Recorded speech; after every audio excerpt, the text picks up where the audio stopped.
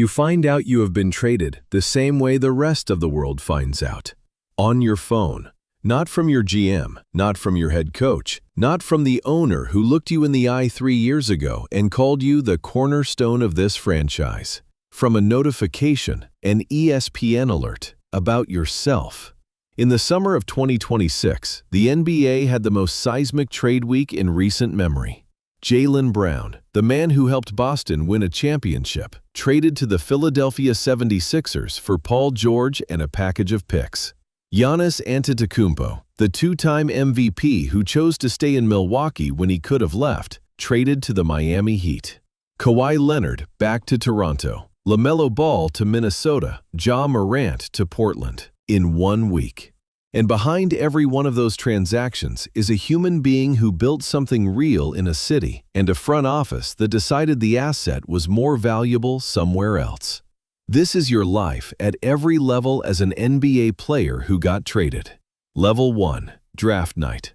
You are sitting in the green room at the Barclays Center or Madison Square Garden or wherever the NBA has decided to hold the draft this year, wearing a suit that you have been fitted for specifically for this evening, with your family beside you and cameras in your peripheral vision and a feeling in your body that does not have a precise name but sits somewhere between the best thing you have ever felt and the most terrifying. Your name is called. The commissioner says it clearly into the microphone. The city you are going to gets a graphic on the screen. You hug everyone. You walk to the stage. You put on the hat. The hat. The fitted cap with the team's logo that they hand you as you shake the commissioner's hand, and which you will put on your head and immediately adjust approximately 4 times in the next 30 seconds because nobody knows what to do with a hat they have just been handed in front of a television audience of millions. You hold the jersey up. You smile. You have never felt anything like this. You are the franchise's future. They just said so, on television, in front of everyone. Level 2. The city adopts you. This is the part that nobody who has not lived it can fully understand. Not the fame, not the money, not the basketball. The specific experience of having an entire metropolitan area decide collectively that you are theirs. It happens gradually and then all at once. A few months after the draft, you are at a restaurant and the table next to you sends over a dessert with a note that says, "We're glad you're here." By year 2, children are wearing your jersey to school. By year 3, there is a mural of you on the side of a building in a neighborhood you have driven past 100 times, and the first time you see it, you pull over. Not to take a picture, just to sit with it for a minute. Because that is not you. That is who you are becoming to these people. And the two things, who you actually are and who you are becoming to a city, are related but not identical, and learning to live inside that gap without losing yourself inside it is one of the underrated psychological challenges of being a professional athlete in a major market. But you love it. You love it completely. You tell the media at every opportunity that you want to be here for your entire career. You mean it when you say it. Level 3. The extension. The front office calls you in for a meeting. The GM sits across from you, not at a negotiating table, at a regular table, in a room that is deliberately informal because this is not supposed to feel like a negotiation, even though it is absolutely a negotiation, and tells you that you are the foundation of everything they are building, that the plan is built around you, that they see this as a long-term partnership. You sign the extension. It is the largest contract you have ever seen with your name on it. Numbers that still do not feel entirely real when you look at them, even after several years in the league. The press conference is warm. The owner makes a speech. The GM makes a speech. You make a speech. You talk about loyalty, about what this city means to you, about wanting to bring a championship here and then retire here and then maybe have your number in the rafters one day. Not because you are being performative about it, but because you genuinely mean every word. The city goes wild. Billboards go up. A radio station does a bit about you being there forever. You post a photo of the signed contract with a simple caption, "Home." You get 1 million likes in 3 hours. This is level 3. Keep this in mind, because level 3 is the thing that makes level 6 hurt the way it does. Level 4. The All-Star Selection. Your name is announced as an all-star for the first time, and the city reacts as if the team has won a championship, which tells you something important about how long this franchise has been waiting for a player they can feel this way about. You go to the All-Star game.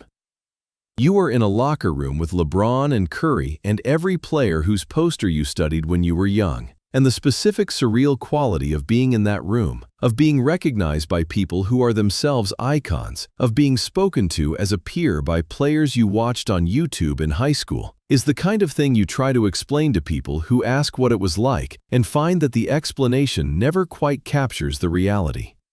You represent the franchise well. You come back. You go on a playoff run. Not a championship, not yet. But the kind of playoff run that gives a city something to believe in, the kind where you win games you were not supposed to win, and the crowd becomes a physical force inside the arena, and you can feel, genuinely feel, the specific electricity of an entire city holding its breath around you. You are the leader now, not in title, in fact. Level 5. Rumors. This is the part of professional basketball that nobody in the front office ever warned you about, and that veterans warned you about extensively, and that you did not fully understand until it was happening to your name specifically. Every NBA offseason produces a specific kind of media ecosystem. A reporter tweets something vague. That tweet gets screenshot. The screenshot gets posted with a caption. The caption gets quoted. The quote gets analyzed. The analysis gets turned into a YouTube video. The YouTube video gets sent to you by 17 different people, including your mother, who texts you at 7 in the morning to ask if it is true. You tell her it is not true. You tell your agent it is not true. Your agent tells you that he has not heard anything, which is different from it not being true. You learn at level 5 that the distance between my agent has not heard anything and I am about to be traded can be measured not in information but in time. You go to practice. You have a good practice. You feel fine. Level 6. The call comes at 11:17 on a Thursday morning. Not from the GM first, from Twitter first. An ESPN push notification. Your name and a team you did not expect. You stare at your phone. You read the notification 3 times to confirm that it says what it says. It says what it says. Your agent calls 40 seconds later. He is calm. He is professionally calm in the specific way that agents are calm when they have just received information that they know is going to devastate their client, and they have prepared a version of calm specifically for this conversation. He tells you it is done. It was agreed last night. He found out this morning. You sit with that for a moment. Last night, while you were at dinner with your family, while your city was going about its evening, while nobody called you, while the decision was being made about your life, about where you will live, where your children will go to school, which locker room you will walk into every morning, in a conference call that did not include you. You are structurally an asset. You have always known this intellectually. Today, it is not intellectual. Today, it is a push notification at 11:17 on a Thursday morning. Level 7. This is the level that the front office does not have to think about. Somewhere in your city, there is a child who is wearing your jersey right now. Not a replica, the real one. The one their parents saved up for. The one that has their name on the back because they begged specifically for your name on the back, because you are their favorite player, and they have watched you since they were old enough to understand what watching basketball meant. They are going to find out about this trade today. Maybe they already have. And they are going to feel something that is not proportional to the actual event in any logical sense. You are a professional athlete moving to a different professional team. Nobody has died, life continues, but which is completely proportional in every emotional sense. Because the jersey with your name is the first thing this child has ever genuinely loved that is outside their own family. And the specific kind of love a child has for an athlete on their city's team is pure and total, and does not understand the asset language of NBA front offices. There is a video on the internet. A kid, your jersey, crying. The video has 4 million views already. You do not watch it. You watch it. You sit in your car in your own driveway and you watch a child grieve the loss of you from a team you are also grieving the loss of. And the specific emotional texture of this moment, The way the kid's feeling and your feeling are connected across a gap that the NBA transaction wire does not acknowledge is the thing that stays with you longest after everything else about this trade has faded. The jersey does not get traded, but you might not have known that yet. Level 8. The statement. You and your agent write it together. This is a specific and underappreciated literary form, the traded NBA player statement, and it has a structure as rigid as a sonnet. Paragraph 1.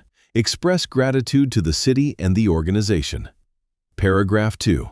Reference specific memories, the playoff run, the fans. Something personal that demonstrates the gratitude in paragraph 1 is genuine rather than boilerplate. Paragraph 3. Express genuine excitement for the new opportunity. Paragraph 4. Something brief and dignified that signals you are a professional who handles this with grace, even though you are privately processing something that feels nothing like grace. You write it. You read it back. You change 3 words. You post it. You then watch, in real time, as the statement is analyzed by people who were not in the room, interpreted by people who do not know you, and either accepted as genuine or dissected for what it supposedly reveals about your private feelings regarding the trade. Some people say the statement shows you are bitter. You are not bitter. Or rather, you are the specific kind of not bitter that requires daily, active, ongoing effort to maintain, which is different from simply not being bitter, but which produces the same result. You are a professional. The statement was professional. This is all you get to show the world right now. Level 9. The first day. You walk into a locker room where nobody has seen you practice yet. They know who you are. Everybody in the NBA knows who you are. But knowing who you are from tape and knowing who you are from the daily, granular, physical reality of being in the same building every morning are different things.